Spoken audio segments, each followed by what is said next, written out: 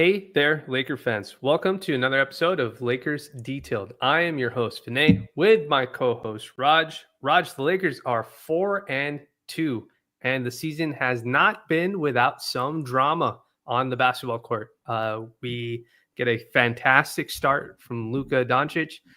Then he gets hurt, jams his finger, sprains his finger. We lose him for 3 games. Everybody's in a state of panic because we have no LeBron. We have no Luka. Gabe Vincent gets hurt. Marcus Smart looks like he's working his way back. Other role players are finding their spot.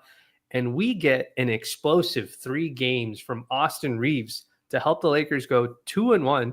And not just Austin Reaves, the role players stepping up to as well. Rui Hachimura, Jake LaRavia, DeAndre Ayton, who has been a wonderful find so far for a phenomenal player for the Lakers this season so far. And then Luka comes back yesterday night, puts up another 40 ball, which now seems to be easy for him. I don't know. We'll discuss that in a second. But there's a lot of stuff that's happened with the Lakers through these 6 games that we have to discuss and catch up on. But before we do that, how are you doing, my friend? I'm doing well. Happy Halloween or post Halloween to Post-Halloween? everyone. It feels like the Lakers play on Halloween every single year. Yes. So every year is kind of candy in a Lakers game. So it's good that they got the win last night. Now the season is unrelenting. It is you always feel prepared, and then it's just every night it feels like there's a game. It's been pretty consistent, but yeah, doing well. Excited that the season's kind of pushed here, and hopefully we get some healthy guys, playing consistently.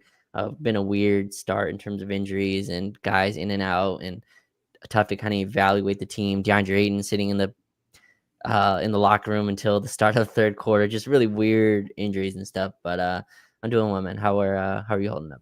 Yeah, I'm doing good. We didn't get a chance to stream the past couple of weeks because this is a very busy time for I think both of us. Raj, you are covering the Lakers beat.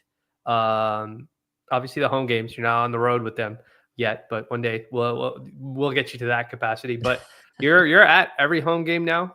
You're covering the games. That's a new wrinkle to your story as it relates to all the stuff around the Lakers. And I think that's been really awesome to watch you do some of the questions that you're delivering. So that's been really awesome to see.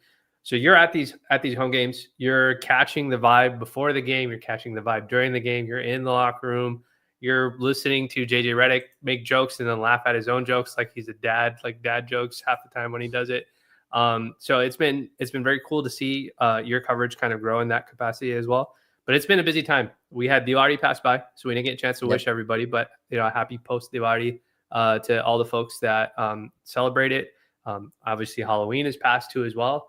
And we're in November. October, we made it through October hoops, through 6 games, and we're here now. So busy times, but hopefully now the holidays are around the corner. So things should be slowing down, we hope. And we can really focus on Lakers basketball. But also, as we're recording this, Raj, Game 7 of the World Series, Dodgers and Blue Jays, is happening today. And Shohei Ohtani is going to be pitching. This is for all the marbles. So I think you and I, we don't pretend to be hardcore Dodger fans. Of course, we're hardcore LA. We're hardcore LA folks, so we'll always root for the Dodgers in the background. But October baseball, we're locked in, and the state of panic before we start Lakers baseball. Let's talk about Dodgers for a quick second. Where is your emotional level as you're watching baseball? Because I know this is new for you, because it's new for me too. Yeah, it's funny because I say, I watch baseball once a month and I highly recommend it. It's just the Dodgers seem to win and continue to win as you watch, and it's an enjoyable experience. I obviously don't have the emotional attachment that others do, but it's definitely like when you're watching it live, you feel it. Funny stories. The Lakers are playing the Blazers, Vinay, and they lose the game. And so JJ comes out to speak. He does the post game. And meanwhile, remember, Dodgers, Blue Jays are in like the 12th inning at this time, or whatever it is. The extra inning game, yeah. So JJ does his presser, he leaves. And so we're all in the kind of media room sitting there, and we're waiting to see if a player will come out. And these innings just keep going by and by and by. All of a sudden, it's the 18th inning. And so we eventually get word that no one is coming out, no players coming out that night. And so it's cool to kind of watch it, with all the media over there. And obviously Freddie Freeman, again, just somehow hits another home run, a clutch home run. in the 18th inning. No, it's cool to follow and watch. And baseball is a very live and die sport. It feels like where you can lose on any play at any Yeah. time. You can be up three, you can be up 5-1, and all of a sudden a team just gets two runs in or whatever it is. But no, it's been cool to watch and follow, and I guess Shohei gets to add to his legacy or Yeah. mythology tonight, right? I guess he's pitching as well in this game 7, while obviously doing the hitting that he does. So as I try to find NBA comparisons to that, and I guess those don't exist. And so no, very cool. Hopefully the Dodgers pull it out. Would suck to lose a game 7 in any sport that you're rooting for, especially when you're this close with the talent the Dodgers have. So we'll see. Yeah. Good luck to the Dodgers tonight. I think it's insane that baseball plays back to back to back games. Insane. I find that absurd. But there we are. Dodgers Blue Jays game 7. Good luck to all the Dodger fans and all that watching today. Yeah. Yeah, we will be tuned in. I took my kids trick or treating last night. We had a big caravan of kids, parents and kids, and a couple of the guys that a couple of dads that were there too as well. They're hardcore Dodger fans, and so they were watching on the games. We would go by houses, and people would be handing out Halloween candy, sitting in their driveways, but they'd have a TV set up watching the Dodgers game last night. So I think everybody's very, very invested in the Dodgers being successful. So good luck to the Dodgers. We'll be rooting for them for sure. And good luck to all the Dodgers fans and their nerves, regardless of whatever the outcome ends up being for this team. So let's move on to Lakers basketball, Raj. The Lakers are 4-2 at one point in the where I think we were 1-2 or we were 2-1. And the big initial story was obviously Luka Doncic looking fantastic offensively. He looks really great in shape. His defense had been kicked in. Everything looked really great. The Lakers as a team looked really good. I think the very first game against the Warriors was a little bit of rust. And since then, they've sort of kicked into gear. And then Luka goes down with a hand sprain after the Minnesota game. And the fan base enters into a sheer state of panic because we're already without LeBron. Right. And to lose Luka, you're really, really down a lot of bodies. But you and I had some belief that the Lakers had enough talent and they had a quiet leader, budding all-star, already an all-star, I would say. I think both of you and I would agree, in Austin Reaves, that they could maybe steal some of those games. They played Sacramento, Portland, and then they eventually played Minnesota, which we don't want that, but we lucked out that Anthony Edwards wasn't playing that game. He was out for injury too as well. Lakers go 2-1. So the first thing I want to talk about is Austin Reaves. Austin Reaves' explosion, not only before the Luka injury, but really during the Luka injury, I think has opened up national eyes and national attention in a way that he probably hadn't before. I saw people mention the word Linsanity, and that was a big phenomenon culturally in the NBA when it happened for the New York Knicks and Jeremy Lin. But Austin Reaves, while Luka Doncic is out, goes to Sacramento, scores 51, then follows that up with another 41-point performance, and then follows that up with a 28-point, 16-assist, game-winning shot performance on the road against Minnesota. Lakers go 2-1. Could have very easily gone 3-0 if they were able to make a 3 against Portland. But Austin Reaves has been spectacular. Like, he's been awesome this season. He has been exactly the type of compliment that you thought Kyrie Irving was for Luka while LeBron has been out and holding up the offense. What has your thoughts been about where do you want to start with Austin as it relates to just what he's looked like this season or even during the stretch without Luka? Yeah, I think his jump as a playmaker is just entered into a different tier. And I think that's what really stands out. And he's talked about the strength addition that has come. And I think you see that in the contact finishes. And I have to go look, but he has had a bunch of and ones already this season, right? Where he gets the contact and is still able to float it in, able to contort his body. And he looks like a player where the game has slowed down enough where even last night, where it doesn't feel like he was on ball very much because he wasn't. Luka took a lot of the possessions, but 5 for 14 still ends up with 21 points because he just gets to the free throw line, hits a few threes, had a huge mid-range pull-up in the early fourth, I believe, to kind of swell the run that they were making, that Memphis was making. But no, Vinay, this is a star. Like, the Lakers have found themselves another star. I've been parading that I think we have the best backcourt in the league. If you Hmm. would like to argue with me on that, my mentions are open. You're free to give your reasonings. If you think someone else deserves it, I am open and I have open ears. But I think the Lakers have the best backcourt in basketball. I've seen enough. Luka had what, 50 or whatever, or 40 something in the first game. He's Yes. averaging over 42. Austin Reaves was averaging 35 a game, I believe, when Luka and LeBron were out, and just leading a team. And like, quite frankly, with no other ball handlers, I think we beat Portland if Marcus Smart plays against Portland. Like, there's Yeah. just not one more guy that could dribble on the floor. And again, the numbers for Austin still, I believe, were what, 28 and 16 or whatever against Portland, against a bunch. And this is against a array of great defenders. I mean, look at all the guys that have guarded him. Jaden McDaniels, Anthony Edwards, obviously, against Minnesota, the first game. Tumani Kamara was gone him. Hmm. Drew Holiday on him. Keon Ellis on him. Like, they're flanking him with the best defenders in the league, and he just looks extremely, extremely comfortable. The pull-up jump shot has just changed everything, in my opinion, for him.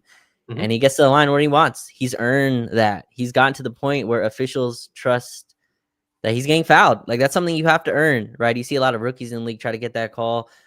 Cedric Howard, I don't know if I'm pronouncing his name right, but Cedric Howard. Yeah. Cedric Howard, yes, was trying to get some Yeah. foul calls in that game that I don't think he's earned quite right. Yeah. Amazing. He's had an amazing start to his rookie season, but Yes. Austin has gotten to the point now where he gets to the line, he can get his three ball off, and he's becoming an elite finisher at the rim, and that's a 25-point a game guy. Like, that Hmm. equation right there.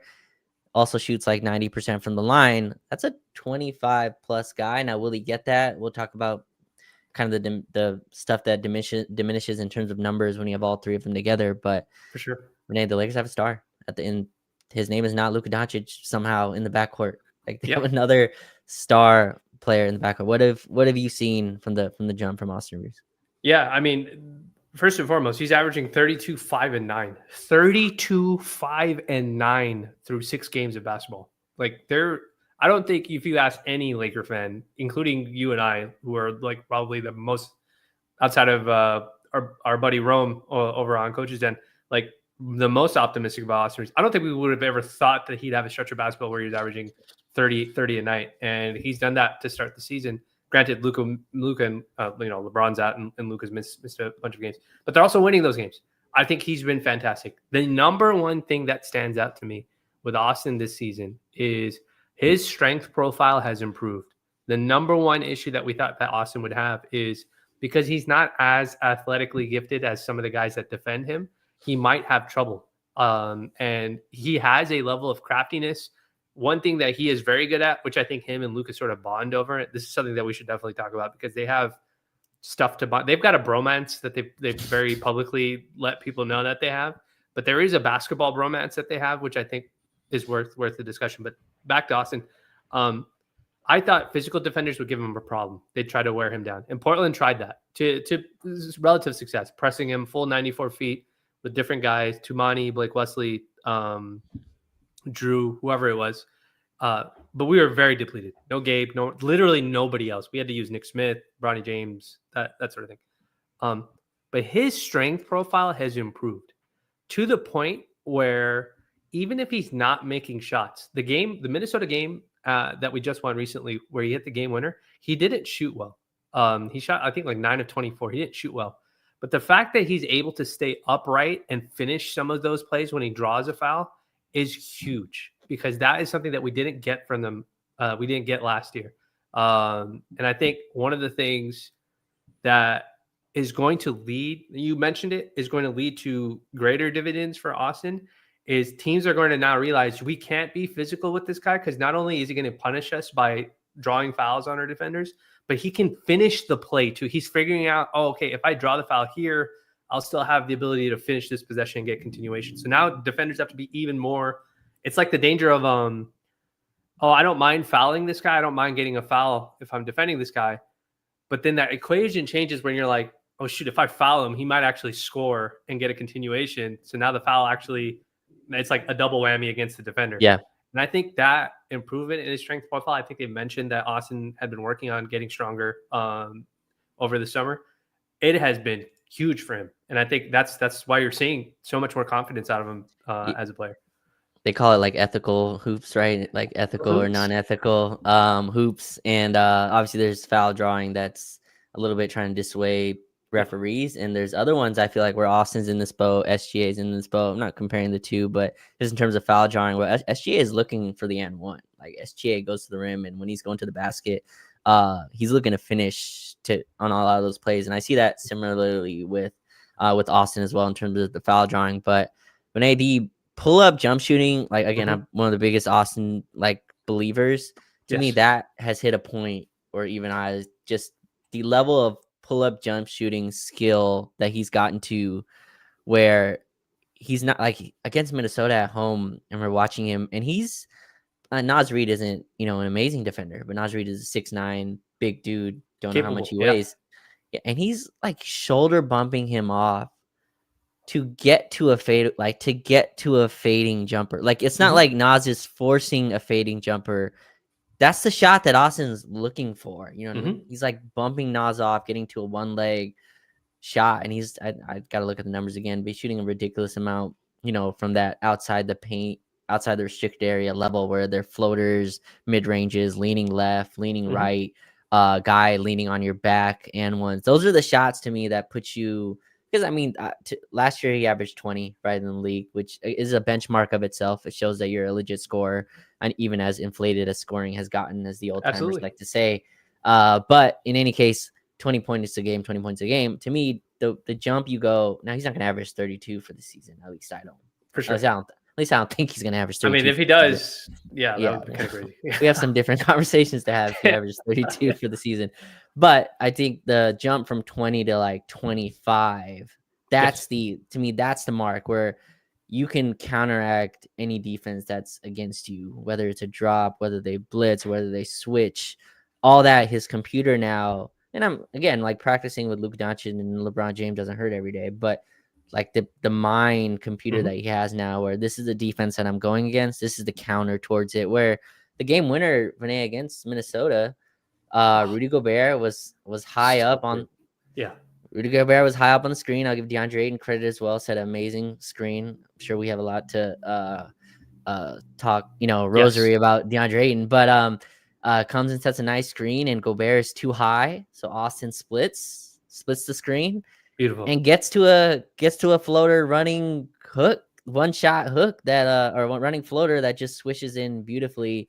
And to me, that's understanding the scheme, understanding what the counter is, understanding that I have a shot in my bag that I know I can get to with 6 seconds. Because they fouled right before that. Rudy Gobert had a little foul to give with 6 seconds left.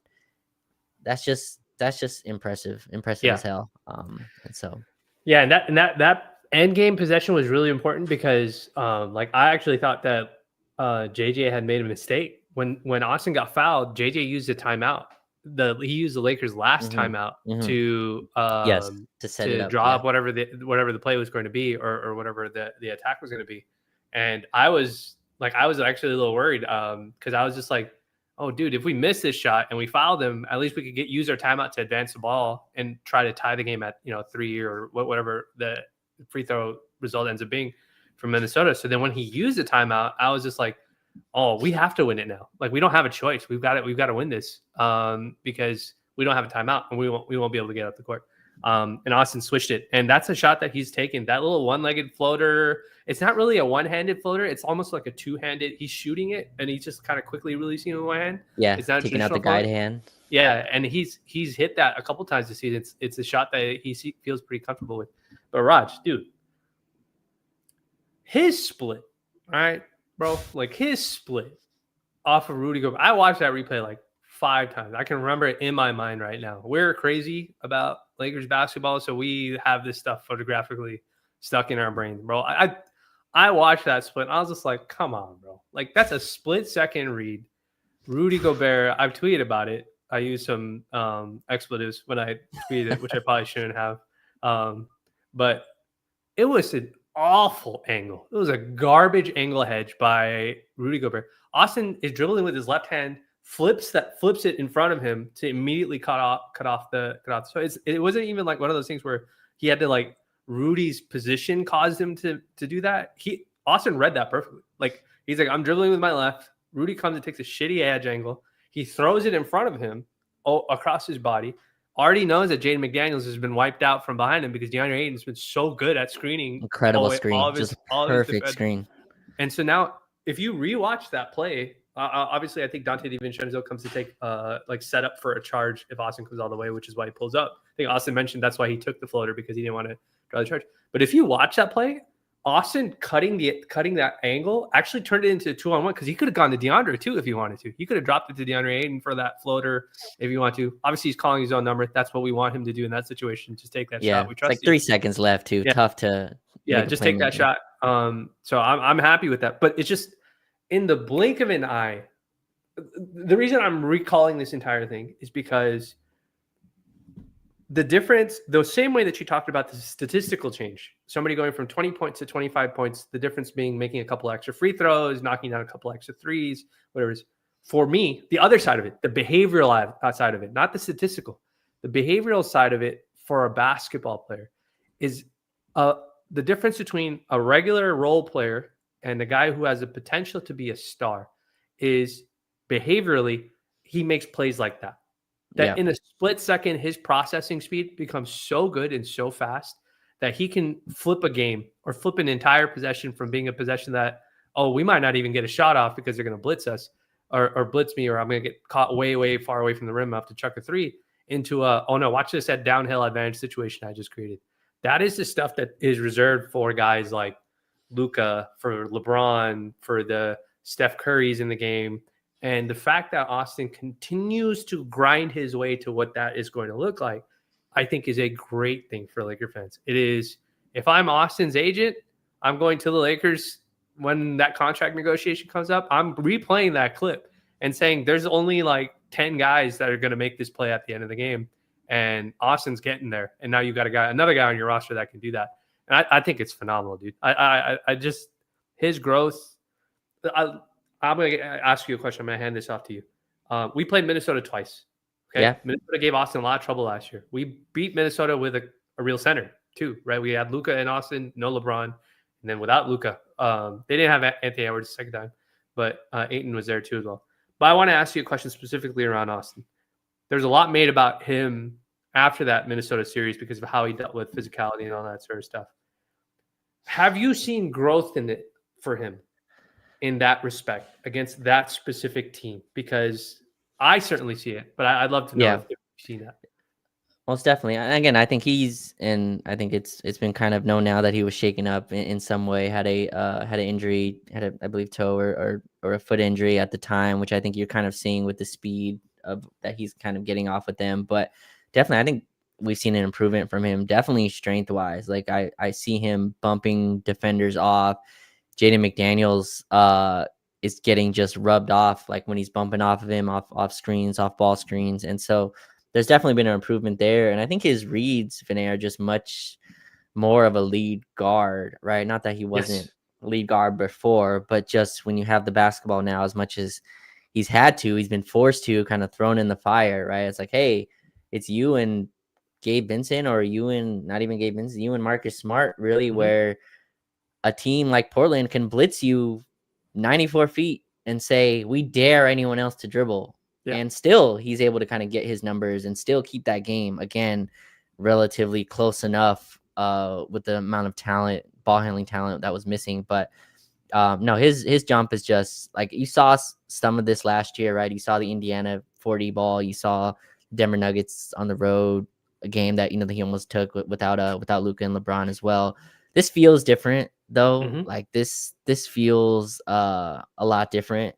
This feels more like a guy that's ready to kind of burst through that bubble. And he's seen a lot of good defenses already, I feel like. And I think he's handled it very well. We'll see. Again, I think they're going to have to figure out this relationship in terms of the ball handling duties. But again, I think we have the best backcourt in the league. And I think there's ways to dip into that are super interesting that I'd like to see. But no, he's definitely improved. And you look at other scoring guards, like it's reaching that 25 point a game. That's a tough threshold to pass. Very tough. It's just without, being on some terrible team where you get all the shots. Like there's context provided and all that. But in a winning situation and winning environment where you're the lead guy amongst a lot of other veterans as well, right? These are all vet guys. DeAndre Ayton's been in the league for a while. Marcus Smart's been in the league for a while. And Austin is kind of elevated to that point where it's like, you got to lead, you got to be the guy, and you got to be the guy that runs a million pick and rolls. And I think this will help down the line as well. But no, he's definitely improved and looks like a different guy. And to your point, maybe just having a threat at the center, not to give advocacy for Rudy Gobert in that situation that you're attacking his hedge form coming up on the hedge, but he has to hedge that high because Austin Reaves is a threat coming off for three. So he has to be at the level of the screen. If Austin wasn't a threat to pull up from three, then Gobert can sit in the drop coverage situation and wait for Austin to come to him. But he can't because Austin's too good. Like if you're backed up, Austin is so comfortable now just coming off and pulling and hitting at a 40% clip on that Gobert has to hedge that screen. Now, did he hedge it correctly? No, to the way you described it, but he has to be up at that level. And I think that's a game breaker. And that can kind of lead into what Ayton provides. But man, it's been fun, man, watching a guy that you watched in Summer League to now, be one of the best players on a team that has a chance to do something real. That's what you ask for as a person who covers the team, as a fan, as anything. That's what makes these very, very cool. And Austin's kind of past that threshold now where he's like one of our dudes that's made it. That's now like a star and respected around the league. So it's cool to see.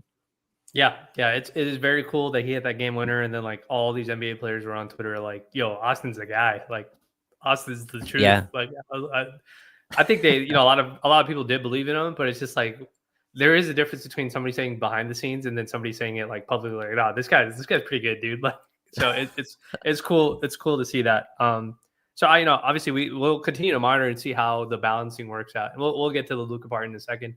But the guy I want to transition to, because I think it is a nice way to use him both as a transition for this conversation, but as to what his role has really been, is DeAndre Ayton. DeAndre has been, I use the term phenomenal because I'm not measuring. You and I talked about this beforehand. I would like to say not long before, at least a month, weeks, months before national media caught on to it. You and I talked about DeAndre Ayton as purely a screener. Like the Lakers getting a guy who's, forget this offensive skill, whether he's featured or not featured. You and I were gung-ho on this pod about DeAndre's screening is going to make a massive difference. And I know that you and I specifically talked about his ability to be a dance partner for Luka as well as Austin, and then eventually LeBron when he comes back. And it is, again, like the Austin thing, because we were there early on. The DeAndre thing is something of a, pat ourselves on, the Detailers Club and the folks that are part of Lakers Detailed. Give yourself a pat on your shoulder on the back, because you were right. Like, no matter what his statistical lines look like, DeAndre functionally being one of probably the best screeners that we had on this team at that position consistently, like every possession. Like a possession breaks down and whatever your action is broke up, DeAndre's just going to go screen whoever has the ball. And we're going to go make something happen. We don't know what's going to happen. And I think there's no better example of a guy who's really bought into his role and willing to help the team do what he wants to do than what you see with his stat lines, which is what we go off of. He starts the season off the first two games going for 10-6, 15-8. 15-8 was against Minnesota. We won by 18 points. He's going up against Rudy Gobert, typically a team that has given us a lot of trouble with physicality. And DeAndre makes it like Rudy Gobert doesn't exist. Like I didn't think anything of Rudy the first matchup when we played. And I was just like, oh, this must be what it's like when you have like a center that's like, no, I got this guy. Like, I'm just going to box him out and I'm going to screen and make sure that I make his life a living hell. And then he was finishing plays. But then his role transcends itself. You have to remember this is the first overall pick previously who, in Phoenix sometimes was a feature guy depending on the matchup and sometimes wasn't. Luka goes down, so he has to become Austin's dance partner. He goes for 22-15 against the Sacramento Kings, who had Sabonis, a guy who has historically whooped on us for the past decade. Then goes for 16-8 back to back. Everybody wasn't playing so great against Portland, but then follows that up with 17 and 10 at Minnesota. Again, wiping out Rudy Gobert. How much did Laker fans even discuss Rudy Gobert as being a factor in either one of those games since DeAndre Ayton's been here? And then obviously, he had a shortened cycle against Memphis. Luka comes back. Hopefully his back is okay. But DeAndre Ayton has been fantastic. He has been everything that we have expected in terms of the things we need you to do to help the team be successful while you are on the floor. His defense has been excellent. He uses his verticality really well. He is really great at communicating with his teammates. We've already talked ad nauseum about his screening. It is very clear that he is happy, like with what it is, and he is happy to help his teammates do that. You're in the building with him, and so I'm going to ask you a question because you see some of his interviews. His interviews are very pleasant. Like he's like very like not carefree because it makes it sound like he's like he doesn't care, but like he's pleasant in the sense that like he always seems to have some sort of positive vibe around him, and he's not somebody who's just like going to say stuff just for the sake of saying stuff. So what is it like? Like what is your like what have you gotten from DeAndre? Like what are your thoughts on what he's been like? And what is he like when Yeah, you're in the building? it's like a very transparent person, and that's usually what happens when you're in the league. As long as he looks very comfortable in what what he says, and very open with the media, and he's an interesting, very unique person, right? I think, and he kind of fits the bill of a lot of these guys. Very probably misunderstood, a guy that where the narrative kind of lives, and it follows him wherever he goes, right? Obviously had the public clash with Monty Williams in Phoenix. Then in Portland, obviously not a great winning situation when he was there. And so it's very easy to kind of look at him and kind of judge, him on kind of what it was. But I think he's done everything the Lakers have asked, and his talent just supersedes anything the Lakers had at that position. Like watching Jackson Hayes back him up just really kind of visualizes what the difference is, right? And Jackson could not play against Minnesota, at least the first time they played him. I think he had a better game the second time, or if he even played that night. But no, Ayton just brings a level of offensive competency, Vinay, that I think is just completely useful. A guy that is not just looking to like make Gobert work on the defensive end. He is outwardly attacking him. Like if I have Gobert in an isolation mismatch, like I can bully him down in the post. I can get my hook shot off. The mid-range jump shots have been such Oh my god, a so weapon. good, so good. Yeah. So it was funny because I asked JJ, like, what does that bring? And JJ's first answer to one of the first things he said was, we can get that when we want it. And Yeah. so late game, next game, in Minnesota, obviously the Austin game winner is going to get the main kind of story, as it should. But the big shot before that, the Lakers were up, I believe 6, Minnesota roaring back, and Ayton hits this little mid-range jumper to kind of cool the tide a little bit before, again, Minnesota goes on a huge run to eventually take the lead. But no, I think Ayton's just been wonderful.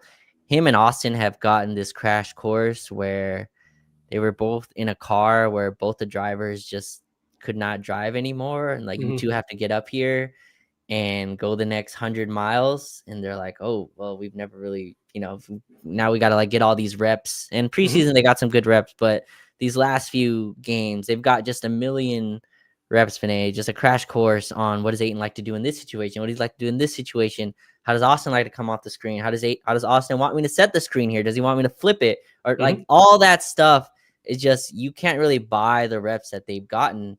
And so now you watch Austin and Ayton run ball screens. It looks very clean. They both understand where each other are. Kobe and Powell have this incredible video where they're kind of discussing how they want to be laterally right next to each other. So it's very tough to kind of where the help comes from. If you go and watch Austin and Ayton's screens, where the big isn't like blitzing or anything like that, Ayton does a nice job, and Austin as well as the ball handler kind of going laterally where it's tough to kind of pick either one. It's been cool to watch them, and Ayton's just like I remember in the summer, I thought about the Lakers should maybe trade for him, which was at the $35 million number or whatever it was. And that was a real like thought of talent acquisition in terms of what the Lakers could do. At the $8 million whatever price tag that they got for him is just super bargain. it's a steal. Yeah. So Yeah. he's been great. What Yeah, have you seen? no, it's been fantastic. You know, I think one of the things that we were discussing on one of the previous pods is I think both you and I have tweeted about it. Like the Lakers are so very used to lob bigs because historically that's what they've always done. It's always verticality over the top, Yes. vertical spacing. And Aiton is different. Aiton, he can grab a lob and throw it down, but he's much more skilled than that. He doesn't need it doesn't have to be a lob. You're not limited to a finite angle of space above the rim in order to him to get a shot. And I think one of the things that we saw in the preseason was the Lakers didn't know that. The Lakers ball handlers didn't know that. And they kept trying to throw lobs to Aiden, so it looked kind of clunky. And then when they're trying to throw slip passes and pocket passes to him, it was looking clunky because they're not used to doing that. Austin has not played with a big like that for a lot. That was playing in space like that and finishing like that in a long time. And yes, I know people are going to say, "Well, we had Anthony Davis." You guys need to go run it back and go look at the pick and roll and what actually happened with Anthony Davis in those pick and rolls and with JaVale McGee and all these guys. It's not that Anthony Davis wasn't capable of doing it.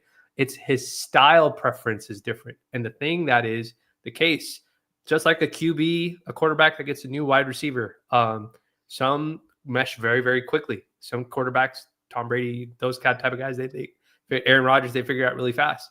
But other quarterbacks, they need time. They need to understand, where does a wide receiver like to catch it? Does he like to catch it with his body? Does he like to catch it with his hands? That's no different than a point guard running pick and roll with a center. Like there's a feel out period for them. And I think, like you said, obviously we want the circumstances to be better. We don't want Luka to get hurt for them to take this crash course. But these are great reps. And now I think Austin has a very good understanding. Minnesota is a team that is very good at squeezing the floor because of their size. And you have to make really tight angle passes in small areas to get it to your big man. It won't just be a clear out ISO or something like that. And we've had 2 games with Minnesota now, and DeAndre's fantastic in finishing those possessions. Raj, the game without Luka, that Austin, the game winner, he went 8 of 11, 72% from the floor. The first game, he went 7 of 11, 63%. So he's finishing everything that he's getting. It's just getting it to him the right way. And I think the fact that Ayton is so flexible, like malleable as a player, that he's able to work with his teammates. He's openly said he's trying to figure out his ball handlers to see how he can help them. That's awesome to hear too as well. I think this is going to be one of those things where people are going to say that Ayton is underwhelming because his stats, like he's averaging 15 and 8 right now, which is Those are great amazing. stats. Yeah. Amazing. Yeah. I think people are going to say maybe he's underwhelming because he was a first pick overall and blah, blah. But you have to remember, he's averaging 15 and 8 as like the third option right now. And at some point, he might be the fourth option when LeBron comes back because, Rui is there shooting the ball too as well. But his impact, non-statistical impact on the team is fantastic. I think he's been awesome. He's been wonderful. Yeah. It's crazy to have a big man where the mid-range is so automatic. Like obviously, we saw a little bit with AD, and that tailed off after the 2020 season. But it's just a entire weapon, and it's a release valve that you just can't buy. It. I think spacing is something we've lamented long time on this pod. But Ayton doesn't space to the 3-point line, but even spacing to the free throw line, it lifts the opposite big man. And so I asked Rui, how's your role change without LeBron? And yes, he gave an answer that I was a little very, nervous very about, good but, question. yeah, he said, I can, the post is usually filled, and so I can attack the rim more. And so what I think he means by that, at least, is that Ayton doesn't sit there and wait for a post up. Like he's not like the Lakers aren't running plays directly for Ayton to just get a post up near the rim. And so Ayton's lifted to the free throw line, or he's screening for a guard, which opens the basket up and it allows Vando to roam the baseline.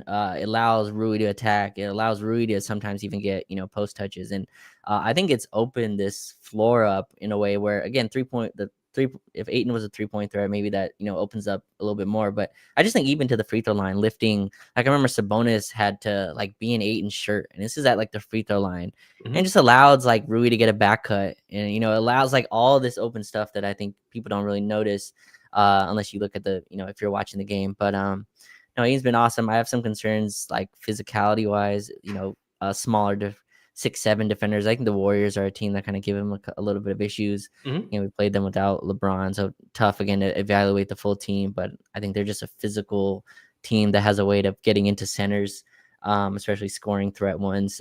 But he's been awesome, man. 2 games against Minnesota, I think he's outplayed Rudy Gobert in both of those pretty handedly. It Mhm. was, I thought, really good against Sacramento. Aiden's been just exactly what you'd want. But do you think he should roll more? Like, what is your like? Because I've seen some Yes. pushback on the because I've relayed the numbers. He's shooting like 65% on shots outside the restricted area. And Mhm. people are like, well, he should maybe push those in and get to the line a little bit more. He has a very low Yes. free throw rate. What are your kind of thoughts on, I guess, that idea of I want my big man kind of being a little bit more of a physical force Yeah. versus just the skill that he clearly has and has shown this season? Yeah, so I've seen that conversation. I think there is a delicate balance that they're trying to not delicate balance. Let me rephrase this. I think there's just a balance. The Mm. same way that we say that there's a dance that every team has that pick and roll on the offensive end. There's a dance that people he has to also react to what the defense is doing too as well, and he also has to react to what his teammate is doing as well. So, like, if you watch the first Minnesota game with Luka, Luka is so far ahead of the screen after the screen is delivered that Luka's looking to create the advantage now. Like, he's not waiting because Luka is in a groove, scoring groove, whatever it is.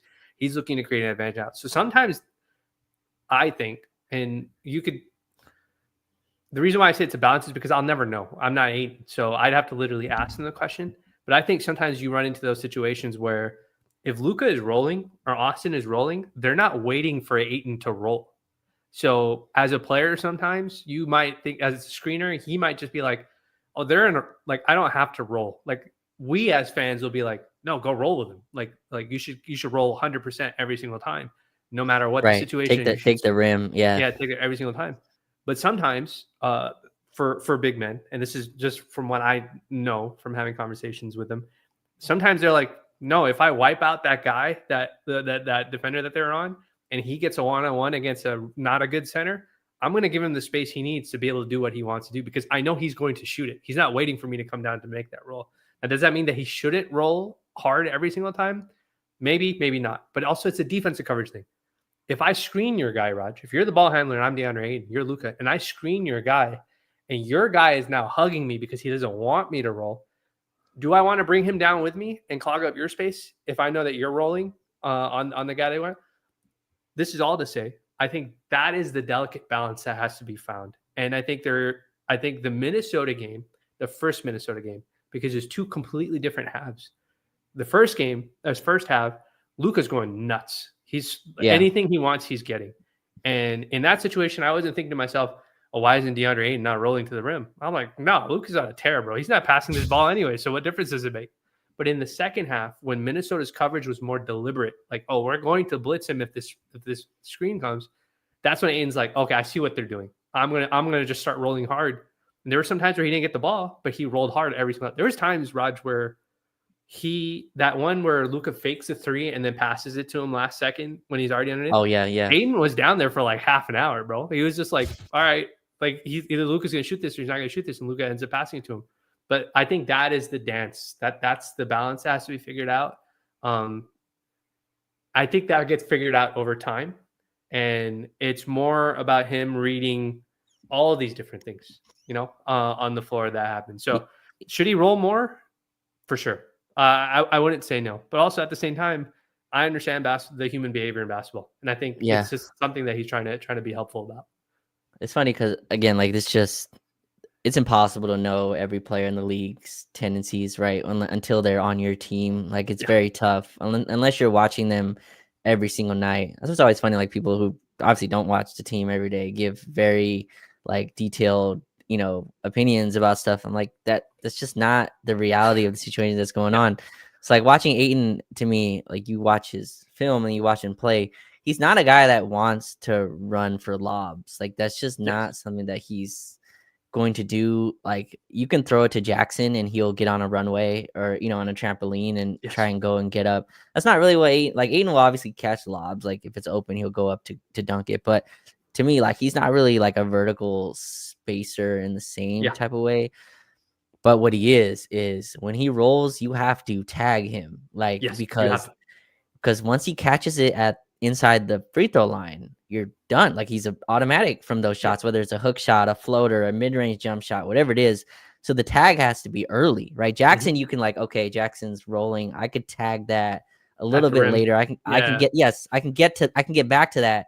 And so what it's doing, I find, he doesn't get any credit for this in the stat sheet, but these threes in the corner that Laravia, that Rui, that Gabe, that Smart, all these guys get are no real like super crazy offense being run. It's like because we don't really have time, right? No, Yeah. LeBron's not there, Luka's out, and then Gabe's out, Marcus Smart is out. So like you can't really practice with the squads. But it's hey Austin, come set or hey Aiden, come set this high ball screen, and this is what we're running. Like Yeah. however they defend this is what our offense is. And it's a threat. Like again, he's not going to run up and break the rim down or anything like that. And I'm not even sure if he was ever that type of player. Obviously, he's some athleticism. I'm sure Yeah. has been lost. But then when a team blitzes Luka, the opening is actually that short. Like is actually the short area of the floor. That window, that small Yes, window of space yes, before the actual yes. rim. Yeah. Right. It's actually not the rim. It's not the No. basket. That's a much tougher pass. And so Aiden's been incredible from there. He has mid range. I liked his passing out of that. He's been wonderful to watch. And again, the gap between him and Hayes is so much larger than I think even people Yeah. estimated or had an opinion on. But no, Aiden's been fun. Again, he's not the perfect center. He's not the best center in the league, but And there's a he'll talent. have down games. Like we Sure. all know, like that they'll have down games. All of these guys will have down games. But the steadying force, not to cut you off, but the steadying There you go. force is he's always screening, always making himself available for team. He's again for Laker fans have not experienced this in a while. He is doing single man box outs against legitimate centers. Sabonis is a hell of a guy to box out on the offensive glass, What a and he's game doing against it Sabonis. by himself. Rudy Gobert is also a hell of a guy to box out, and you're getting single man box outs with a center, and that is something the Lakers have not had in a while. Again, all respect to Anthony Davis, but even he had the physicality used to bother him too on the glass too as well. Sure. And so, like getting that out of Aiden is a huge boon, regardless of whatever his statistical offensive output is. Yeah, and I forgot the term that you coined on this, but it was kind of low touch, high Yeah, productive players, high right? lows, Where high lows, high impact, low touch, high low player. yes, He's a high high low impact, low player. touch. Where the Lakers really are never going to. Sometimes they will if he has such a mismatch, but they're not going to come down on the floor and go, "All right, Aiden, here you go." Here's like Yeah, they're not really running a bajillion post ups for him. It's all out of just flow of the offense of how the defense defends us. And it's on Austin and Luka to kind of read that, and obviously LeBron when he comes back. But no, Vinay Aiden's been fantastic. Again, it's early. We're 6 games in, and I think both of us have kind of said winning will kind of dictate how much. yes. I guess winning dictates a lot of stuff in life in general, but in basketball for sure, winning dictates the mood and and the feel of everyone. And again, going 4-2 without LeBron ever stepping on the court, 2 of the games without Luka Doncic, both of them on the road as well against Sacramento is not a good team, but just a road arena that is very tough to play in Yeah. with a bunch of guys who can get hot in the regular season, and then to beat Minnesota on the road, even without Anthony Edwards, but we were without Luka, a little bit of neutrality there in terms of who was in and out. But yeah, Aiden's been solid. Who do you want to kind of jump to next? Yeah, let's get to Luka, bro. We cannot avoid this. Yes, Luka has played 3 games this season. He is averaging 45, 11, and 8. Okay. Forget the other it's numbers for a stupid. second, right? He's averaging 40. And I'm sorry, bro. I'm not gonna act like I'm a Luka guy in terms of I've watched all of his every single game he's ever played. Obviously, I watched I've watched all of the national media games when he's played against in the playoffs and stuff like that when he's played, and obviously the games against the Lakers. But bro, this is basketball offensively right now for him. Seems like it's just too easy for him. Like he's not killing himself to get to these 40 points at the end of games. Like he is touching 40 by like the end of the fourth, end of the third, getting close to it. And it's just like, okay, now at this point, if we're up, I'm just going to give it to my teammates and kind of go on cruise control, see if I can get some easy threes here and there. But bro, 45 to your first 3 games in your like first official season as a Laker, like 9.5 season, like this is kind of outrageous. And I really, really need the Lakers to be like a top 4 or 5-ish seed, because this dude's going to win the MVP. Like I don't know. You and I have said this since last season. Like this guy's going to win an MVP in a Laker jersey, and the fact that he's gotten himself into a shape is a testament to what he is as a player and what he cares about. But bro, 45 is outrageous, dude. Like, and these are not against bad teams. He did this against Minnesota. He put up 43 against Golden State on opening night, and then put up 49. Missed it by a free throw. He would have had a 50 ball. So it's just, I'm sorry, dude. This guy's amazing. This guy's spectacular. He is doing a really great job involving people on the offense, finding Ayton, finding Austin, finding Jake. He's been fantastic from basketball standpoint. And I'm just going to add one more thing. He has been excellent as an off-the-court leader to the Lakers. Like him messing around with his teammates, joking around with them publicly. Like he's never missing an opportunity to publicly give flowers to his teammates, even on small contributions. Like, I think that is really, really great. I think that really sets a tone for the team. Even when you lose games, it sets a tone for the team as to what matters most. Obviously wins matter most, but like the camaraderie in this. I think it's been awesome. It's been really awesome to watch. Yeah, it's funny. I was watching him. I think the home game against Minnesota, and he had, I think, 30 at the half, and none of it looked like he was pressing the issue. None of it looked too easy, hard. Like none of it looked out of character, or he was doing something. Obviously, it was special, but it didn't look like he was doing anything out of the ordinary. And to me, like the conclusion I came from today is the step back three.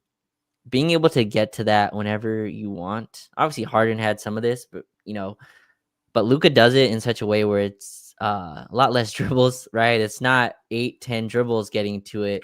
It's driving right, quick cross back. And he just he can pull that whenever he wants. He took 14 threes last night in Memphis, hit 5 of them.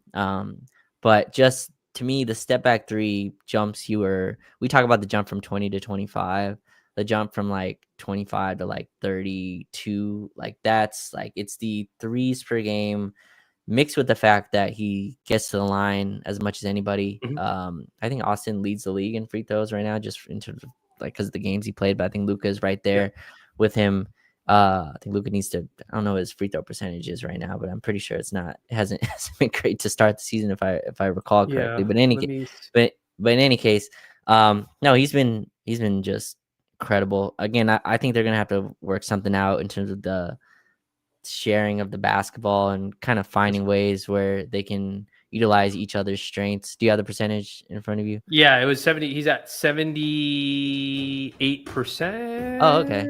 Okay, that's 78, 79%. Yeah, 11 of 14 on average through the 3 games. Oh, okay. Then I guess he's shooting pretty well. Maybe last night he missed a few that I'm just have stuck in my mind. But no, the step back three, it just adds such a component. Austin has every contorting shot. Luka has the same. Get to the rim, the size, the weight loss has obviously helped the conditioning that he's talked about with us. That he feels it, that he's a little bit more fresh in second halves. 45 a game, Vinay, and none of it again looks difficult. Doesn't look like he's pressed. He's not. He's also shooting, I think, like 80%, 88% from 2-point land, which again for a guard is. I still categorize him offensively as a guard. As a guard is just ridiculous. And I think again, there's places where he can even get better. I feel like some of the shot selection, I feel like can be, turn the dial on in terms of you can make this shot. Like, and again, he's so good that. Like an open, it's funny because you watch him, and this is what you get from like watching great players, of course, or great people in anything.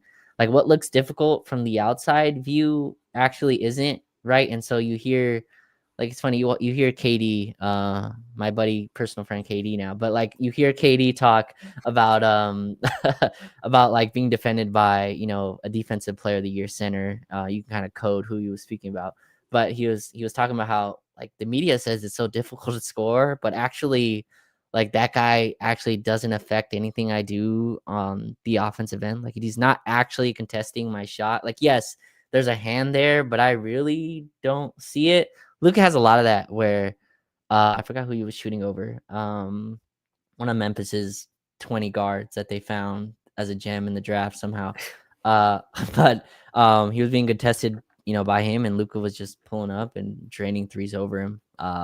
Luka's just an incredible offensive talent that sometimes it's amazing he's still on this team in some way, in some capacity.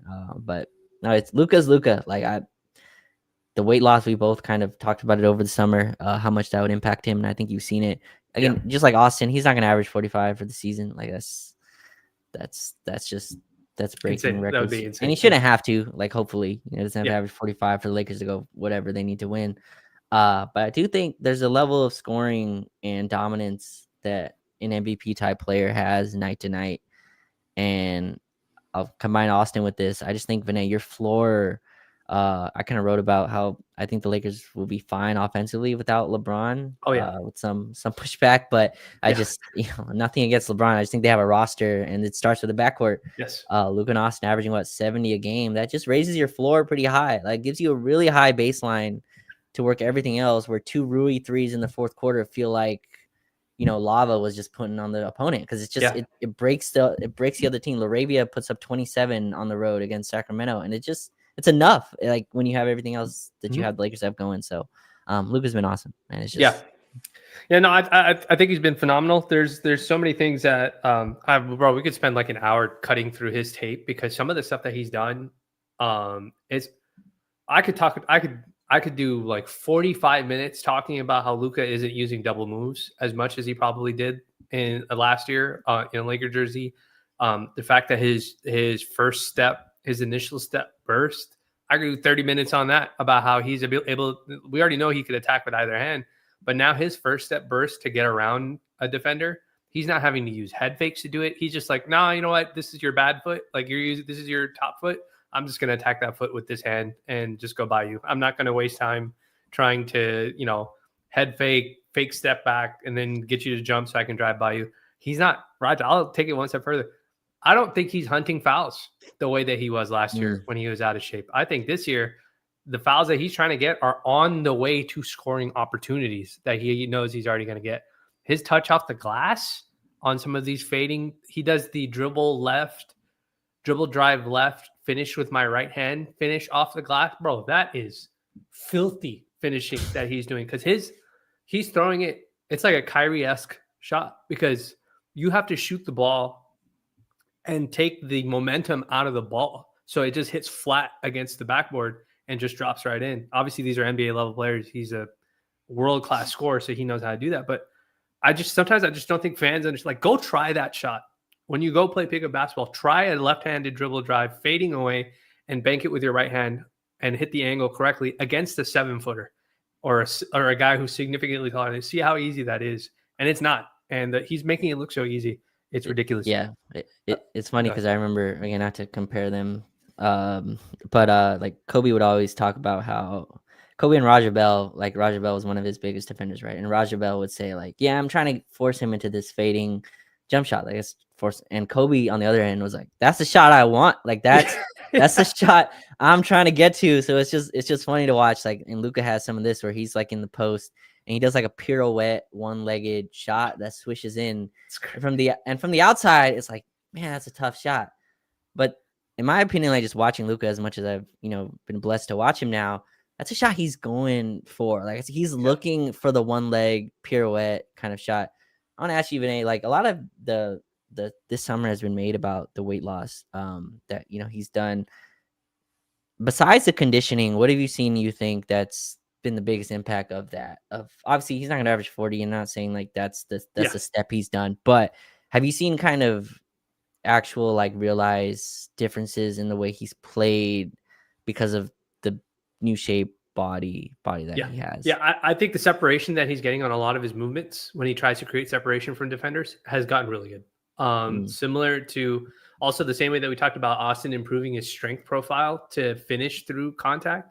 I think Luka dropping weight is allowing him to like draw those fouls and then also get separation for those continuations because he's had a couple of plays where he's driven to the rim and he'll kind of like bounce off the defender, draw the foul, and then and be able to finish with his ability. So I think the weight loss is definitely allowing him to not only create that first step burst, let me get past your hip.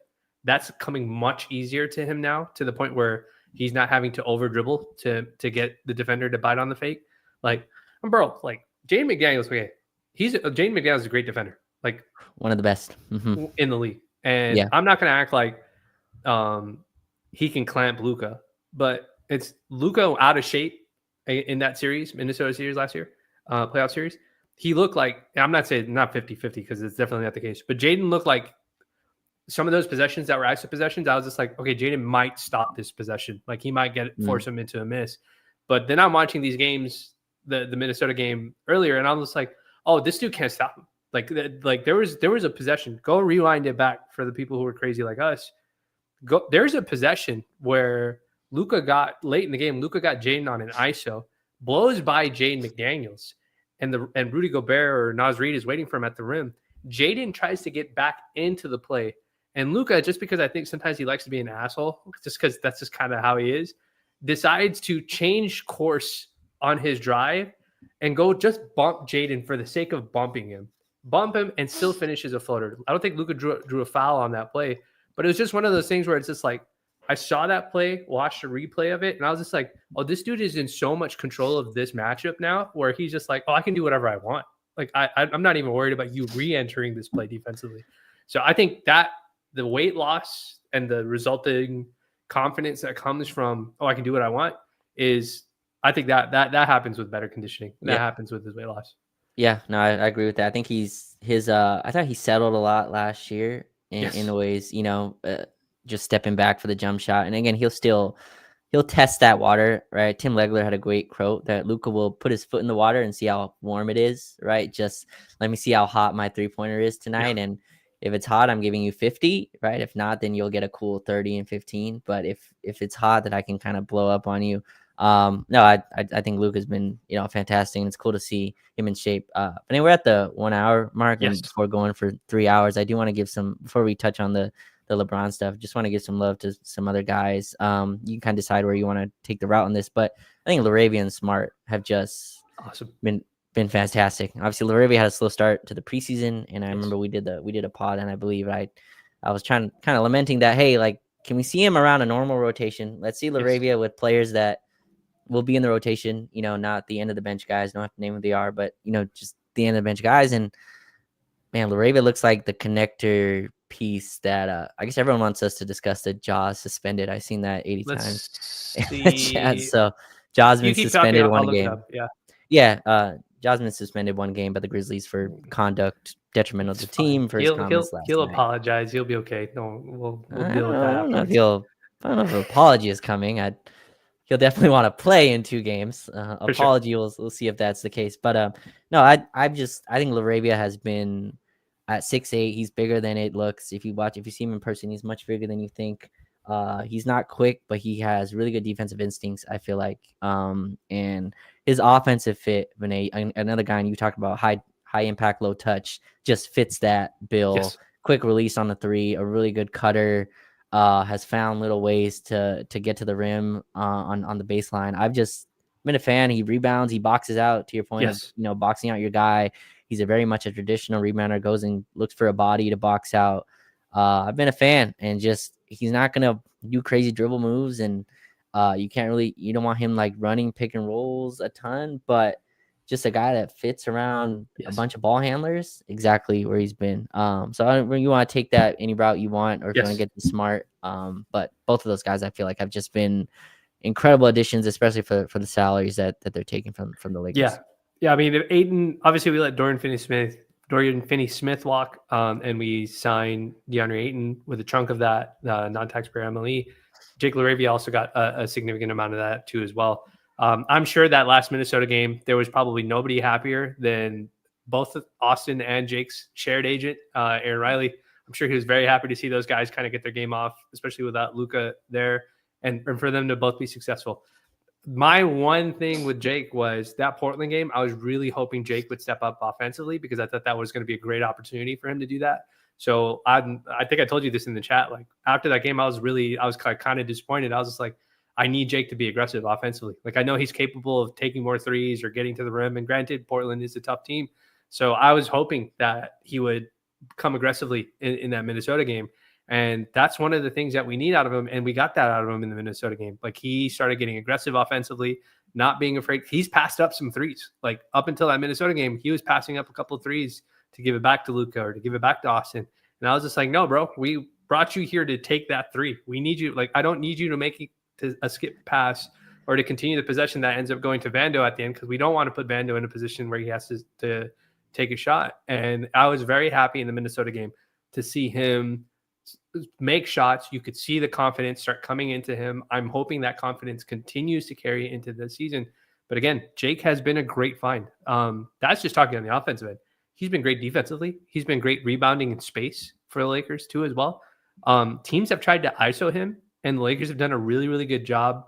He's doing his best to keep guys above the free throw line, and the Lakers are showing behind Jake that if you get by him, we're going to help. We're going to basically gang defense you on the backside. And Jake is doing a really, really great job challenging shots without fouling. Another thing that Laker fans probably are not used to for over this past decade, we're defending without fouling, which has been really, really good and continue to do so. So Jake's been awesome. I think he's definitely in this Swiss Army role where, like DeAndre Ayton, he has to figure out where he has to contribute that night. Like he's always going to be expected to defend and rebound, but how much offense do I have to really contribute tonight? You know, like do I need to knock down a bunch of threes or what it is? And I think as the games go on, he's going to continue to figure that out, and eventually he's going to find a nice groove where he can be a regular contributor. Yeah. He's one of those players I feel like he's a better shooter than he gives himself credit for. Yeah, like, for sure. You know what I mean? And so he's a guy that passes up shots where it's like, no, that's your shot. Like, we're not getting a better look than that. Like, if Austin and Luka drive in the paint, 360 kick out, and you're open, like the next pass isn't swing to the corner for Vando. Like, no, the next pass is you. Like the next shot is you, or you drive against that. And he's gotten better. And again, this comes with time, playing with players and understanding when the kick out's coming. Some players like Luka can drive all the way to the rim, jump, look like they're shooting until the last second, and then kick it to you. And that's something you got to be prepared for. Or there's other situations, other passers do it in different ways, but I think he's kind of learned that and kind of is kind of walking that line and figuring it out. But hey, Marcus Smart is the one that I'm shocked that he looks this healthy. Obviously he's missed a few games for injuries, and that's gonna happen. I think he's 30 and he's had a lot of miles on him, and I think the Lakers are taking a cautious approach with him and a cautious approach honestly with the whole roster. I feel like any kind of knick-knack injury, they're going to kind of lay it on kind of proceeding more of the cautious side. But Marcus Smart looks like very much a lot closer to the guy in Boston, just very impactful, deflections everywhere, really great point of attack defense, I feel like. And he's added a level of just ball handling that is a little crazy, has a little psychoness to it. A little bit of you don't know where it's going kind of thing, roller coaster with no end. You know what I mean? The good and the bad parts. Yes, it's adventurous, but that's a skilled dude that has played in a lot of winning games. That's played a lot of winning basketball, a lot of playoff games, finals games. Of course, did not win with Boston, but was a part of all their runs consistently with Tatum and Brown. He knows like, hey, if you're gonna blitz Luka when he's off the ball, when he's screening for me, I'm going to the rim and I'm getting a little floating layup. That's a shot I can get to. I can finish with my left hand. I can get to the basket. I can draw fouls from the post because I've earned that my reputation wise. Smart's been so fun to watch. Him and Vando as a combination have been some of my favorite parts of the season. But just Marcus Smart would have, like you've seen, first kind of impressions, 7 game impressions of Marcus Smart. I mean, he's definitely embraced. Right off the page, he's embraced the defensive leadership role for this team. Like he is very, very intent on being like if there's an offensive MVP and a defensive MVP, he's trying to be the defensive MVP for this team. Like he wants to be the most vocal guy. He wants to be the most jump out on your screen. I'm going to do something to disrupt the opposing team's offensive player or offensive scheme, sort of thing. I think adventurous is the best way to describe the experience with him, because sometimes it looks amazing. He strips a guy in open court for a layup, and then sometimes it can be like, what the hell? Like he's like drawing a random offensive foul at half court because he tried to screen or do something crazy. So obviously we want the bad stuff to get toned down a little bit, but that's also kind of what you get with a guy like him, that it is an adventure. Like you're going to have games where he is making every great defensive possession. And then you'll get some games where it looks like he's just foolish, just doing silly things, drawing offensive fouls on screens and box outs and whatever the case is. But the most important aspect is he is a tone setter. We only had that with Vando. He's a defensive tone setter. Vando was really that guy for us when we first came from Minnesota. And I know Ayton's talked about being like the anchor of the defense. And I think to a heavy degree, Ayton certainly has been anchored to the defense. But the same way you have a shield, you have to also have a sword. And I think Marcus Smart is trying to be that sword for the Lakers, where I'm not just going to play defense against you and allow you to keep running into me and try to be this wall. That's what we have DeAndre Ayton for. That's what we have Jake LaRavia for. That's what we have Gabe Vincent. And I think Marcus Smart thinks that guys like me and Vando, we're the spear. Like we're the ones who are attacking you on the defensive end, because we know that we have these guys behind us. And I think he's really embracing that. And I think that's really great for the Lakers, because when they deploy them together, it's like everything gets ugly. Like they just come and ugly up the game for everybody. Like if the Lakers aren't scoring, whatever, you're not scoring either. And we're going to make this ugly. And hopefully Austin, Luka, Braun, when he comes back, Ayton, somebody gets it going. So I think he's doing a great job in that. Yeah. I think Vando and Hayes is a little bit tight, vinay, spacing wise. I think it's just the offense gets mucked up, and those are obviously two of our more prominent bench players. I think both of them together is a little bit tough. But that Vando at center next to Smart and the two guards, and right now it's really kind of flanking all those together. I find that super interesting. We beat Minnesota that way at home. You had Vando against even Gobert at center, and we were, to your point, not just making it ugly. There's a level of speed that just comes. Vando and Smart both can recover defensively in a way that no one else on the team can. Like they can close out and get back to their guy, and just allows the Lakers to play these weird zone looks and stuff that's interesting. I'm fascinated by that when LeBron returns, what that looks like, how maybe he can kind of fit into that as well. Not fit in, obviously, but how LeBron can kind of elevate those type of lineups. Now, Smart's been fun, and Vando's been a delight to be healthy. Looks like the healthiest he's looked in 2 years. Yes. The offense is still, not, probably optimized, but he's taking about a 3 per game. Obviously, these threes are barely. Yeah. Yeah. It's hard for me to get mad at a guy who shoots like twice, three times max a game. So I will say this, the Warriors game, I thought he was really pushing it because he kept chucking threes. And I think it was probably because Draymond was goading him on because he was trying to get in his head. But since then, when he gets that corner kick, he's not taking that three. He's actually trying to run that dribble handoff. Dribble handoff. So somebody talked to him, or he figured it out himself. And they just. He's another guy that when he plays next to Ayton, it just allows Ayton's, he's the only guy that becomes that you don't have to guard outside the free throw line, right? So every other guy is a threat from 3, or Ayton from the mid range. That just allows Vando to wreak havoc. But he's getting these offensive rebounds. I forgot, because of the injuries that have obviously kind of tailed his playing and his career, how just an incredible offensive rebounder Vando is. He will go and crash and get the rebound on 3 guys crashed in. He'll just fly in, 2 hands, grab it, kick it out, and creating these extra possessions. Even sometimes he doesn't get the rebound, he taps it to somebody who is able to grab it. These are extra plays that he's contributing. And because, again, offensively, the Lakers can kind of flank him with all these other offensive talents, I think it allows him to be himself.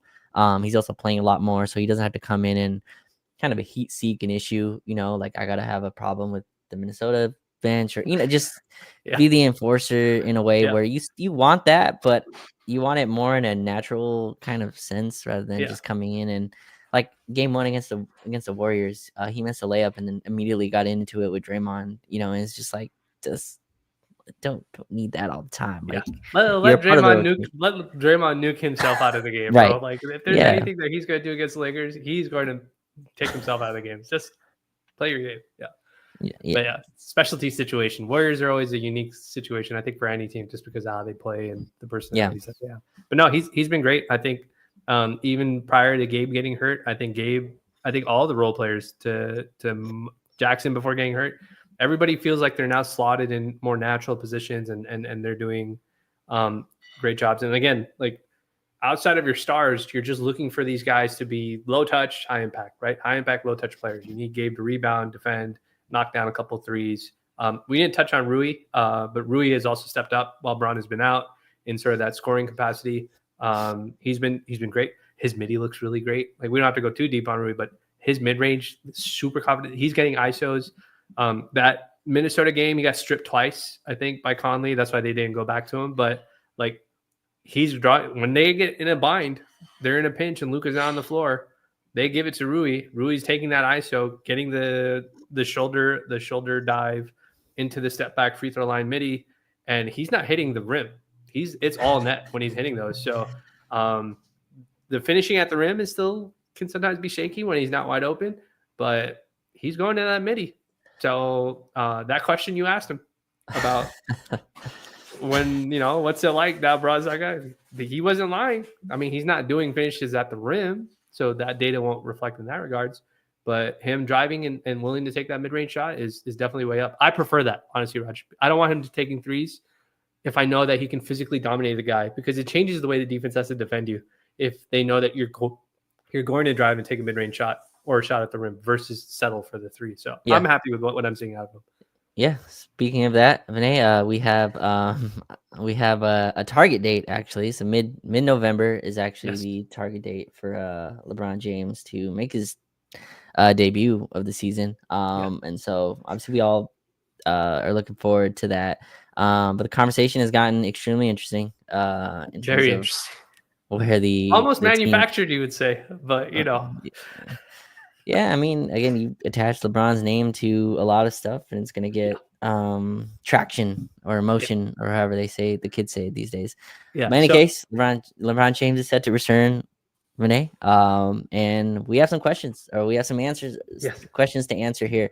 Where you want to kind of take this. So let's ask the question, because this is the question that has started to become national narrative.